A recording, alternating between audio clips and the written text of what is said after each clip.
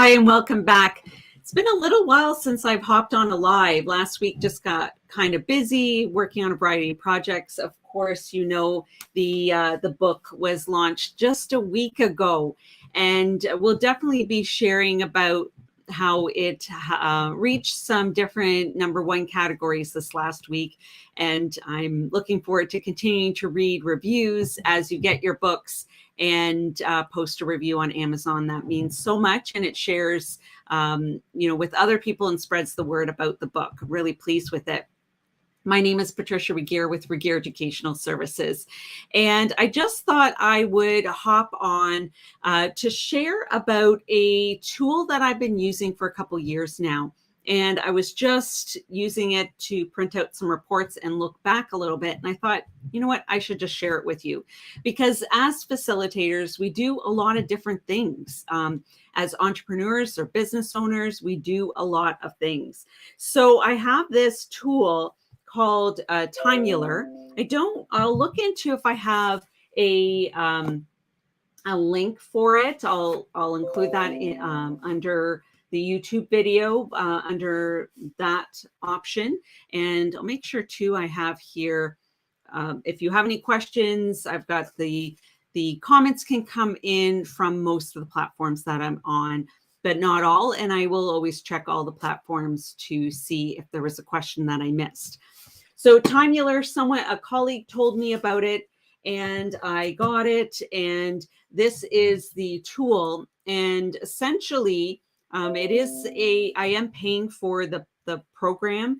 I purchased this, and I always see it keeps dinging because I'm playing around with it. But it essentially, sorry about all the dings. It essentially, when I flip it, and I need to remember to always do that. There's some weeks where I may be a little bit more tired or a little bit too busy and I forget, and that's not helpful. So most of the time I flip it, and you'll hear this ding, but I'll show you. I have different codes or stickers on it, and with the account, I can, describe what this is. So one, for example, I've got that sort of creative symbol with the paints and that color in the account that when I work on anything related, like right now, I'm going to flip it.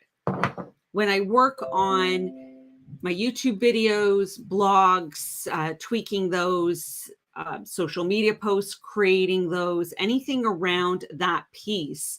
And sometimes research is part of that, or, filming the tutorial and then editing the tutorial, uploading it, taking care of all the things behind the scenes with YouTube. There is a lot that's involved with that. And someone asked me the other day, how long do I spend? I definitely, when I started, I spent more time. Yes, I could be giving it to someone else to edit the videos, but it's hard when I'm talking about tutorials for someone to get into my head, because I piece together the learning experience through that video. If I'm doing the quick tips or pro tips, that would be a little bit easier to hand off to someone, but it also doesn't take me as long to edit those videos. So depending on the type of video, it can take more time. But then if I'm doing all the stuff behind the scenes for on YouTube, making sure closed captioning is uploaded. We also, any video we create, and I say we because I have a virtual assistant that does help me with some of these tasks as well. I create the video, edit it, I upload it through otter.ai, I think. I have links underneath the videos as well. I'll make sure I share those. So for a transcript, and that transcript then with the video, just mute.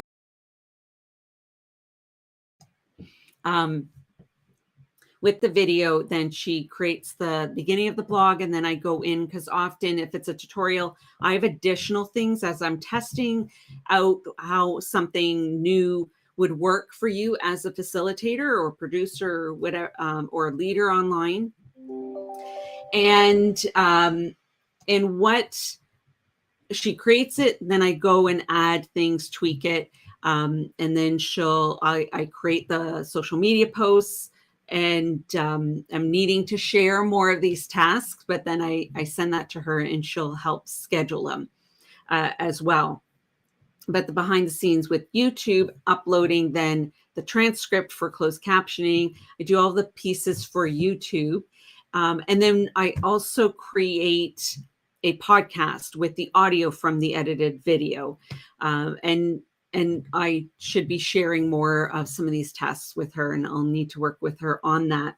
But when I'm doing these different things, I flip my Timeular, and I was just looking at how many hours had I spent with a particular new client last year when we were working on something that was potentially coming up.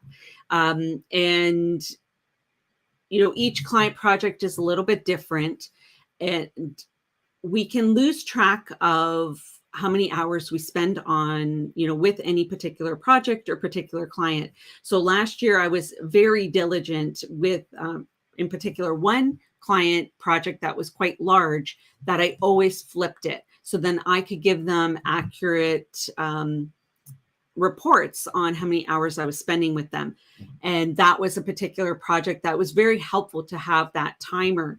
With some other projects, especially getting to know people, and just starting out a client relationship or working on additional things behind the scenes for a client, it's really helpful that I flip the Timeular. So I can do that per task or per client. And sometimes I've done it either way. When I'm producing, I have that particular color and symbol. So all of that type of work, there's content creation, there's producing, when I'm facilitating, when I have meetings.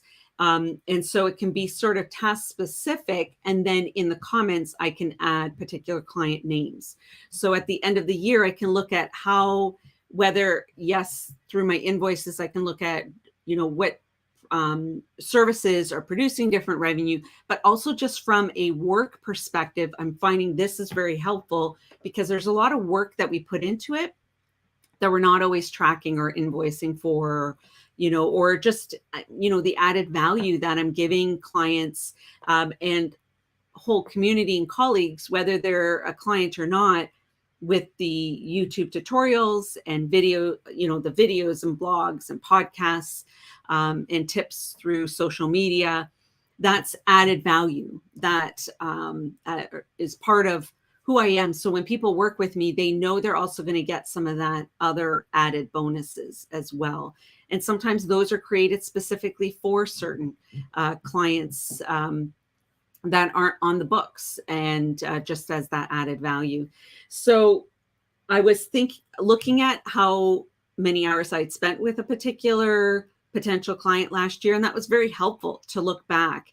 And it was a reminder to me of how diligent I need to be to put first and last name, and always flip it, and categorize how I'm spending my time. So when I follow up with someone, I have that context for myself as well for decision making. And when we're facilitating, there's time we put into research and testing different things.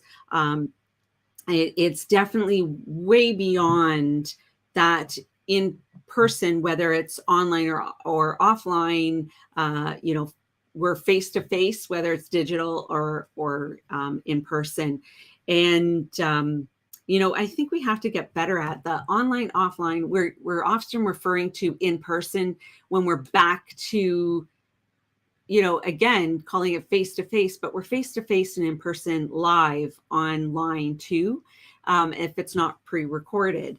So I think that's something that will evolve too as we go back to the physical setting where we're in the same room instead of online, digitally in the same breakout room. And where I was going with that,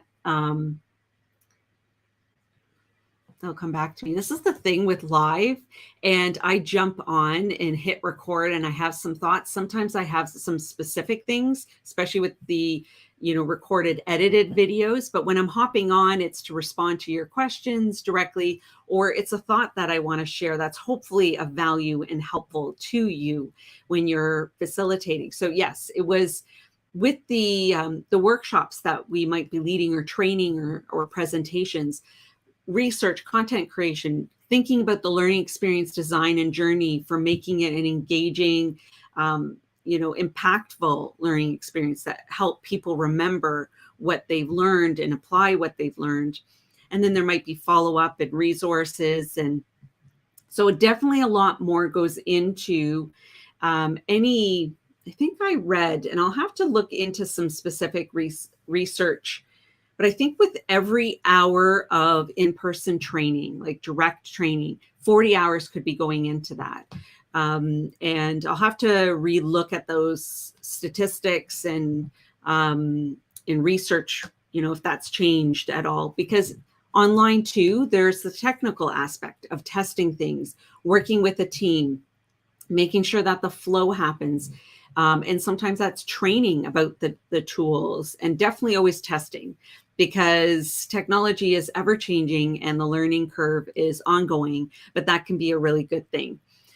So again, I hopped on because I was printing looking at a report, and I thought this might be helpful to you. I'll look up some links. I don't think that there's an affiliate link available for them, but I'll just give the link as to where you can get some of that information. If you're interested in more in-depth about that tutorial behind the scenes, any of the tools that I use, I'd like to share with you, because there's a lot of different accounts that I purchase and use for creating videos and adding to learning experiences, whether I'm in my producer role, facilitator role, or consultant, and to best support and serve my clients and community, and help all of you that are checking out these videos.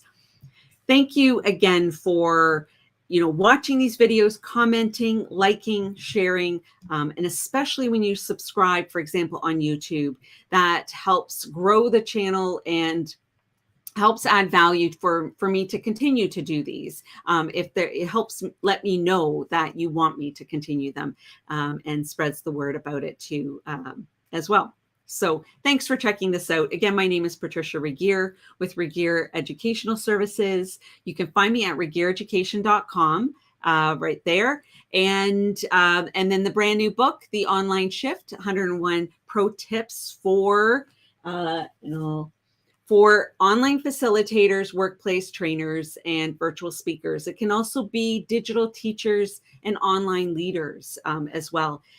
I think online is here to stay. It's great when we can get back into the physical room together and learn together and have meetings together. But I think there's going to be a beautiful balance between being in person for some things, we'll call that in person, and being online for other aspects, for just the efficiency of our, for everyone. And then the hybrid is a whole other thing altogether. So you still can't forget about the online people in those situations. And I've heard about some great success stories and some challenging stories, and have some videos about that too, because that's just, I think, beginning for a lot of people. Definitely it's easier to do all one or the other, but it's a great thing to be continually learning and growing and exploring what best fits our context and who we're serving. So thanks again for checking this out, and I look forward to seeing you soon. You can check out the latest video was about Zoom's brand new video option in the waiting room tutorial, and in depth in the blog. I go further with some pros and tips after testing it further and share some other examples too. So thanks again for checking this out. Didn't mean to talk over 14 minutes, but there's always so much to share, and I like to do that, share that with you.